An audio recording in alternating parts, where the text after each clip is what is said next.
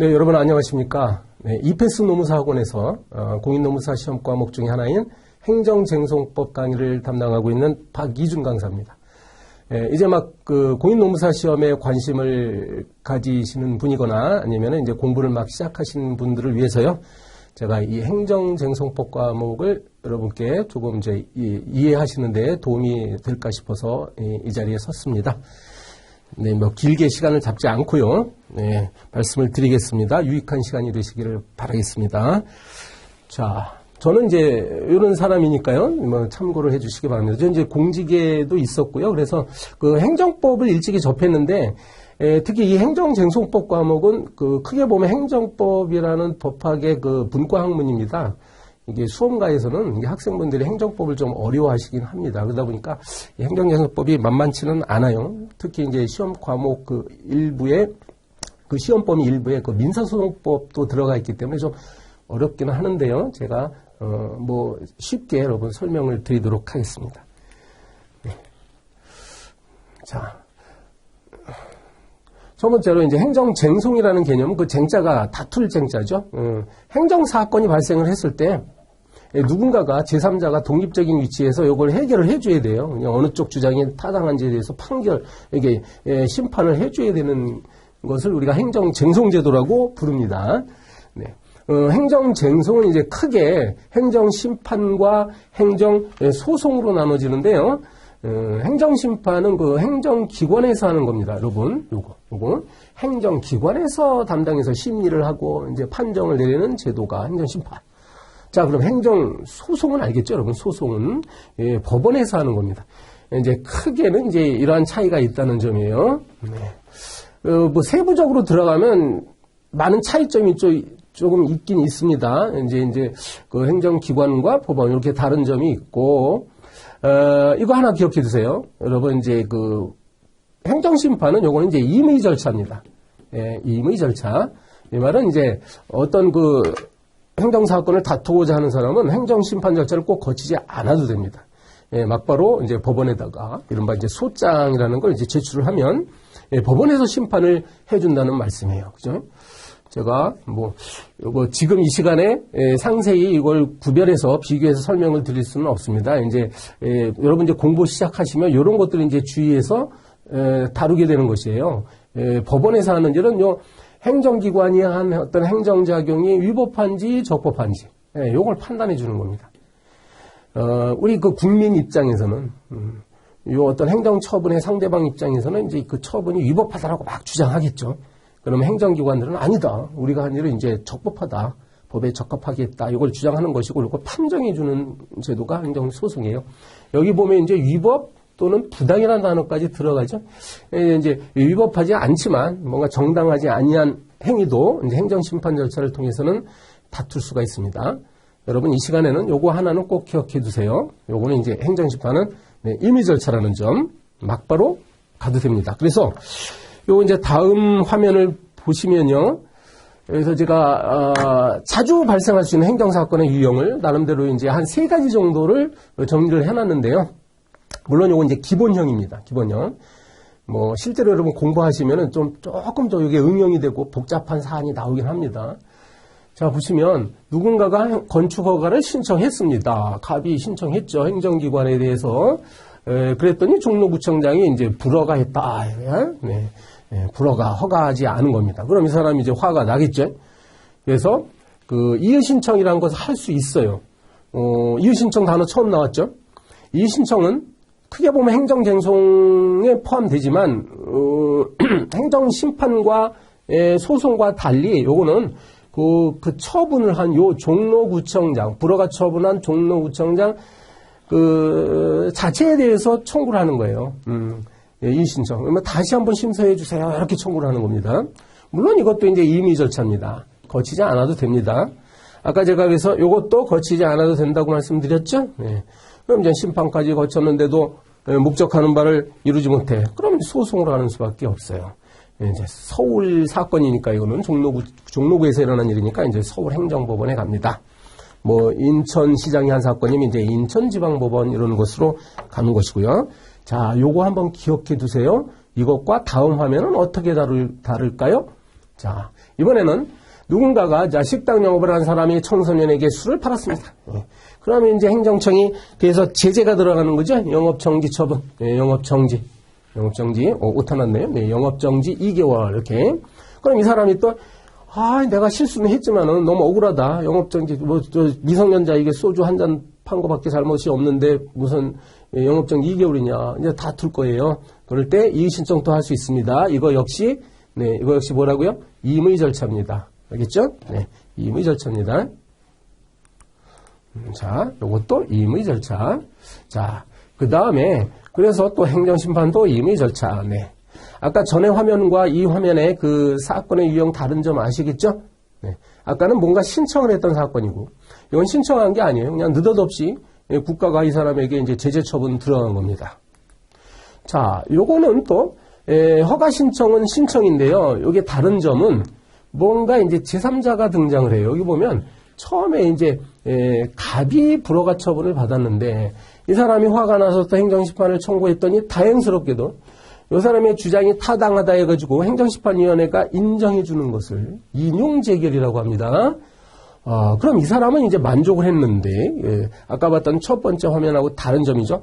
일단 만족을 했는데, 그러면 이번에는 제3자가 또 등장을 합니다. 네, 제3자. 여기 시외버스 사업과 같은 특수한 종류의 어떤 면허에는 이런 일이 발생할 수가 있습니다.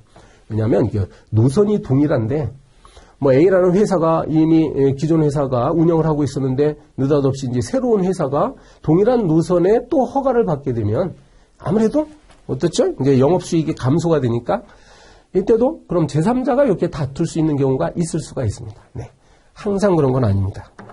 조금 복잡해지는 거죠. 참고로 이름하여 이런 걸 이제 제3자요 행정행위 사건이라고 이렇게 부릅니다. 실제 시험은 이 정도는 나올 거예요. 그죠? 너무 간단한 사례는 등장하지 않습니다. 네. 자, 우리가 이제 100분 안에 시험을 치르고 50점, 자, 1번 문제가 이제 50점 배점으로 나옵니다. 근데 최근에 있었던 2022년도 시험 문제 같은 경우는 그 50점짜리가 이제 20점짜리 하나하고 30점짜리 하나 이렇게 두 개로 나눠서 나왔고, 작년에는 그게 또 세 문제로 나왔었어요. 그 다음에 이제 25점 이렇게 배점이 되어 있고요. 출제 범위, 네, 행정심판법이라는 단일한 법이 있습니다. 네, 행정심판에 관한 일반 절차법이 이렇게 있고요. 그 다음에 행정소송법이라고 또 있습니다. 제가 원래는 여기에 61개자가 들어가야 정확한 표현인데요. 일부러 저렇게 썼습니다. 61조. 왜냐하면 이게 이제 그 법이 개정되면 중간중간에 뭐 52조의 1, 52조의 2 이런 것들이 들어가면 실제 조문의 개수는 더 많아질 수는 있습니다. 요게 이제 61조까지 있다. 네, 요 뜻입니다. 1조에서 61조. 제가 일부러 말씀드린 이유는 여러분 이제 좀 어려워하지 마시고 행정쟁소법, 네, 이제 편하게 마음을 가지시라는 뜻에서 말씀드리는 거예요. 이 조문수가 그렇게 많지 않습니다. 여러분, 알겠죠? 네, 그 공인노무사 1차 시험 과목 중에 하나인 민법에 비교하면, 민법은 막 1000개 조문이 넘어요. 그러니까 굉장히 어려운 시험이죠. 그러니까 뭐 60개, 한 40여 개밖에 안 되니까, 여러분, 해볼만 하다. 네, 할 수 있다, 여러분. 이런 생각을 좀 하시고, 준비를 하시면 되겠습니다. 실제로 그렇습니다. 네, 행정쟁소법 이렇게 어려운 시험 과목 아니라고 제가 말씀을 드립니다. 근데 여기에 말이죠. 시험 범위 중에 민사소송법이 또 들어가요. 근데 요거는 이제 그 고지된 바로는 행정쟁송 관련 부분이라고 되어 있습니다. 관련 부분. 따라서 지금 여러분 중에 민사소송법 공부를 하시는 분도 계세요. 그분들은 이제 걱정이 없는데 그렇다고 해서 뭐 민사소송법을 전부 공부 따로 하실 수는 없죠. 네. 그러니까 제가 이제 저와 같은 강사들이, 네, 강사가 이제 수업 시간에 필요한 부분을 설명 잘 드릴 겁니다. 그러니까 이것도 너무 걱정하지 않으셔도 되겠어요. 흥미를 갖고 공부를 하시면 의외로 재미있습니다. 여러분. 예, 법학이 다 그래요. 자, 출제 경향. 네, 출제 경향은 크게 보면 이제 그 복합 사례형과 다음 페이지 먼저 볼까요? 이렇게 준사례형 두 가지 형태로 나오는데 한 10년 전까지만 해도 뭘 논하라, 설명하라 이런 식으로 문제 나왔는데 지금은 이제 케이스 형태, 사례형으로 일단 나옵니다. 제가 뭐 이 시간에 이 사례를 다 설명드리려고 하는 건 아니고요. 이제 이런 식으로 출제가 된다. 이걸 이제 보여드리려고 화면에 띄워놓은 겁니다. 실제로 이것도 이 공간이 너무 부족해서 제가 이제 짧게 두 줄로 줄여놓은 거예요. 실제 문제는 한 10줄 됩니다. 10줄. 처음에 복잡하실 거예요. 공부하실 때. 근데 이제 자꾸 훈련을 하시면 여기 이 사례에서 등장하는 사람을 빨리 찾아내고요. 이 사람이 지금 행정기관을 상대로 무엇을 다투는지를 빨리 찾아내는 겁니다. 이게 쟁점이에요. 쟁점을 빨리 찾아내면 되고 맨날 물어보는 거 물어봐요. 저 뭐 입증 책임 이런 문제, 그다음에 뭐 소외 병합 이게 이제 우리가 여러분 공부하면은 중요하게 다룰 그 주제들이에요. 네. 그래서 이건 뭐 기판력의 문제고, 행정쟁선법은 이번에 2022년 시험도 그랬습니다만은 뭐 다 수험생 여러분들이 되게 중요한 문제로 인식을 하고 준비를 했던 문제들이 다 출제가 됐습니다. 다 출제됐어요. 이제 문제는 이제 누가 더 얼마나 차별성 있는 답안을 잘 작성하느냐가 문제고요. 차별성 있는 답안이라 하면 그 논리가 정연한 논리 체계적이고 이제 물 흐르듯이 이게 앞뒤가 이렇게 체계적으로 잘 맞아 돌아가는 그런 답안이어야 됩니다, 여러분. 공부를 부단히 하시기는 하셔야 돼요. 쉬운 일은 없죠, 세상에. 근데 여러분 이제 하시면 다 열심히 하시면 이게 상대평가니까 이제 남들보다 더 조금 한 발짝이라도 더 나가셔서 공부를 하시면은 누구든지 합격하실 수 있다. 저는 그렇게 생각을 합니다. 자, 준 사례형은 이제 간단한 사례형이다 그런 뜻이에요. 쟁점이 복잡하지 않고 이제 뭐 하나를 물어봐요. 한 가지. 그래서 이 경우는 이제 뭐 대상에 대해서 뭐 그 사례가 길진 하지만 문장이 길긴 하지만 물어보는 건 이제 하나예요. 그래서 이 재결 뭐 청구를 기각하는 재결이 있어요. 행정심판 청구라면 이제 받아들이지 않은 재결을 기각 재결이라고 하는데 특히 이거는 이제 뭐 예를 들어서 이제 사정 재결 다 공부합니다, 여러분. 과연 사정 재결도 소송의 대상이 되느냐 이걸 물어봤어요. 이것도 다 알아요. 네, 정상적으로 소위 말하는 이제 성실하게 공부하신 수험생이라면 이제 다 아는 문제입니다. 이제 여하에 누가 우리 시험이라는 거 논술식 시험은 채점자를 잘 설득하는 알기 쉽게 설득하는 시험이에요. 답안지를 잘 작성하는 게 문제가 됩니다. 자, 제가 이제 분석을 해봤습니다. 2007년 이후에 어떤 주제들이 출제가 됐느냐 이렇게 쭉 이제 횟수별로 이렇게 나눠 보니까 대상적격, 행정소송에 있어서 대상 무엇을 대상으로 하느냐, 뭐 이 문제가 가장 많이 나왔습니다. 지금 요로 각각의 주제를 제가 설명할 겨를은 없습니다. 양해해 주시고요. 대체적으로 뭐 전반적으로 골고루 나온다 이렇게 아시기 바라요. 행정 쟁송 절차에서의 그 단계별로 각 중요한 절차들이 이제 골고루 출제가 되는데 그럼에도 불구하고 상대적으로 많이 출제되는 주제들이 분명히 있습니다. 특히 요거 세 가지는 진짜 많이 출제되는 거예요. 대상적격 무엇을 대상으로 하느냐. 그 다음에 이제 판결이나 행정심판 재결이 나왔을 때 그 이후의 효과입니다. 그런 거예요. 판결 이후에 또 뭔가 스토리가 있어요. 그런 걸만 물어봅니다. 재판 도중에 행정청이 내세웠던 어떤 이유, 내가 이러한 처분을 한 이유를 혹시 변경할 수 있느냐, 뭐 이런 문제들. 여기에는 자료를 안 떼어놨는데 제가 그 변호사 시험, 여러분 이제 변호사 시험도 한번 분석해 보니까 꼭 비슷해요. 비슷하게 나오더라고요. 그래서 어차피 이제 출제하신 분들이 다 행정법 교수님들이 출제하는 거기 때문에 아마 이 중요하다고 생각하는 관심 분야를 출제할 수밖에 없고, 제가 이제 잘 준비를 해 드릴 수가 있습니다. 여러분, 교재 잘 차근차근 읽으시고, 그다음에 강의 성실하게 들으시면, 이제 강약을 조절해서 이런 공부를 해낼 수가 있어요. 그죠? 많이 출제되는 거 아무래도 신경을 좀 써가면서 공부하셔야 되겠죠.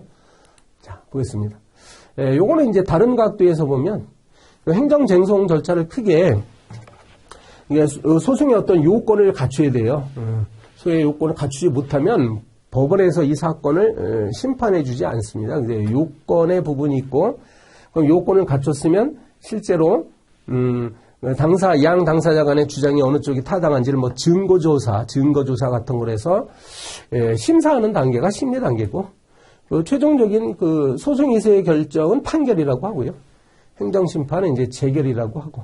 아까 앞에 화면에서 이게 기속력이 많이 출제가 됐다고 했죠? 바로 이 대목이에요. 판결이나 재결이 나왔어. 그러면 행정청은 이 판결이나 재결에 따라서 어떠한 행동을 해야 되느냐. 이제 막 판결을 무시하고 자의적으로 행동하면 안 되겠죠. 그래서 이런 것들은 이제 요 단계에 해당한다고 보고. 그랬을 때 보니까는 요건 파트에서 많이 출제가 되고 있고요. 뭐 이거는 크게 문제가 안 되는 것 같아요. 이제 이것도 뭐 골고루 출제가 되고 있다. 이렇게 이해를 하시면 되겠습니다. 네. 학습 방법. 제가 드릴 말씀은 굉장히 많은데 그냥 그 제목만 달아놨어요. 요거는. 그래서 이 채점을 하시는 법학과 교수님 말씀이 이구동성으로 이런 말씀하셔요. 좋은 답안이란 뭐냐? 좋은 답안이란 채점자가 이제 읽었을 때 짜증이 나는 답안도 되게 많대. 짜증이 난대요. 그렇지가 고통스럽게 하면 안 돼요. 채점자를. 뭔가 즐거움을 주는 답안이다. 생각을 보세요. 즐거움을 주는 거는 뭐냐 이거야. 소설책을 읽을 때 우리가 재미있는 책을 읽을 때 즐겁지?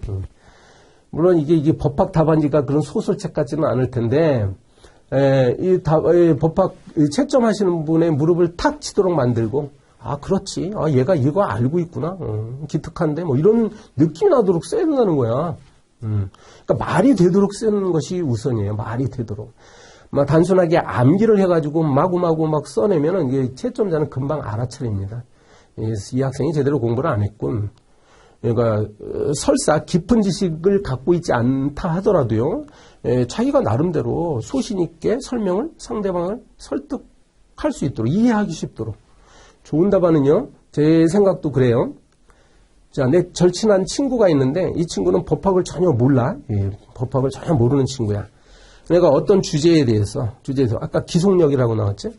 야 친구야 내가 이번 행정재생법 공부했는데 기속력 야 이거 재밌는 주제야 내가 알려줄게 하면서 그 친구에게 설명을 해줄 수 있으면 되는 거예요. 그렇죠?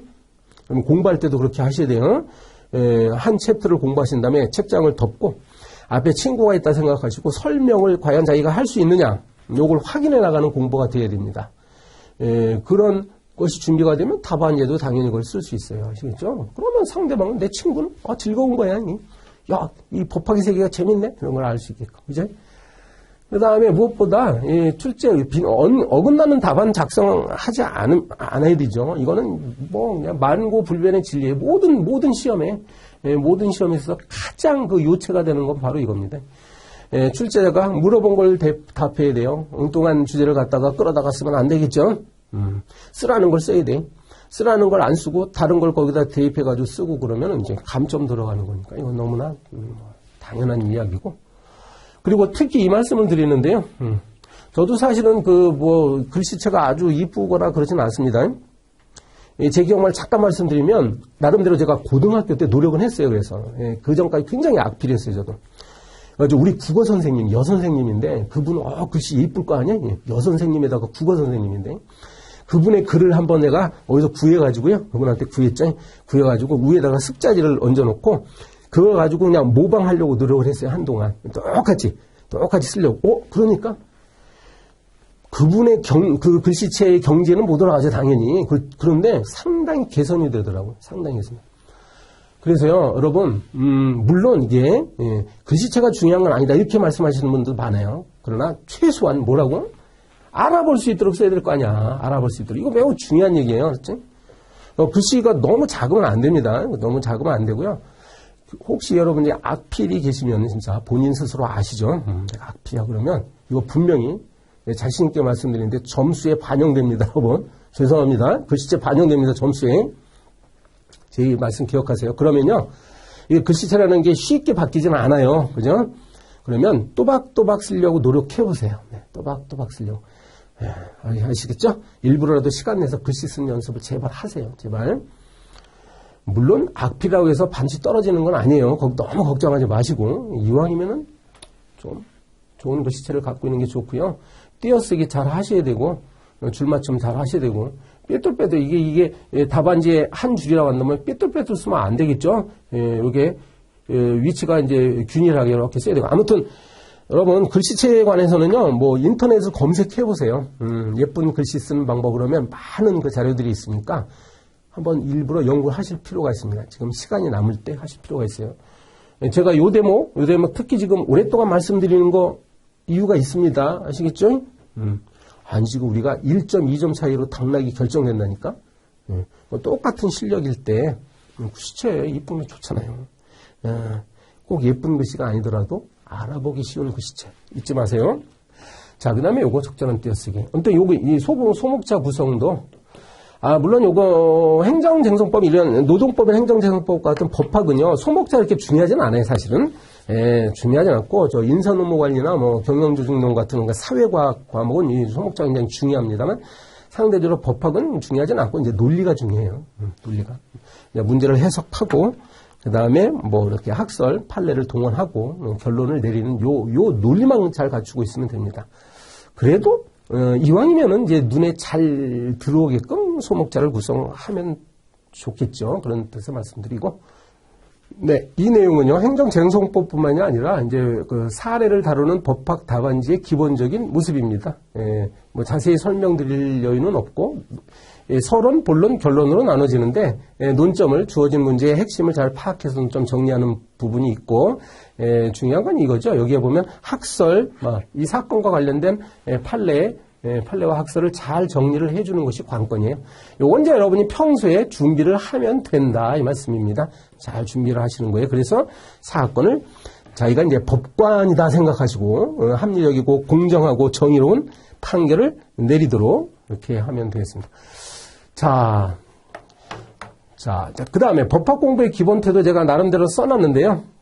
길게 말씀드리지 않을게요. 이게 법학은요, 법 조문으로부터 출발하는 거기 때문에 당연히 법조문을 철저하게 이해하고 용어를 정확하게 사용하는 것이 중요하겠죠. 3단 논법 설명하려면 깁니다만 이제 사건을 파악하고 3단 논법이라는 것입니다. 사건이 주어졌죠. 그러면 이것에 해당하는 법률의 내용을 확정시킨 다음에 이거를 사건에다 적용하는 거예요. 네. 그걸 3단 논법이라고 하고요. 이건 그냥 부지런히 이걸 연마를 하면 된다. 이것도 훈련을 통해서 여러분이 이제 능력을 키워나갈 수가 있습니다. 그리고 행정쟁송법은 그래서 행정법상 권리구제관은 절차법인을 이용한다. 절차법이라는 점이죠. 그래서 사실은 행정법 전체에 대한 이해가 선결되면 좋긴 한데 너무 어렵긴 합니다. 그 부분을. 행정쟁송법 파트만 해도 굉장히 분량이 많은데. 그래서 공부를 하시면은 그러니까 틈틈이 그 주변에 공부를 하다 보면 내가 요 파트를 잘 모르는데 이런 부분이 나와요. 그러면 거기에 해당하는 부분을 찾아서 공부를 하실 필요는 있습니다.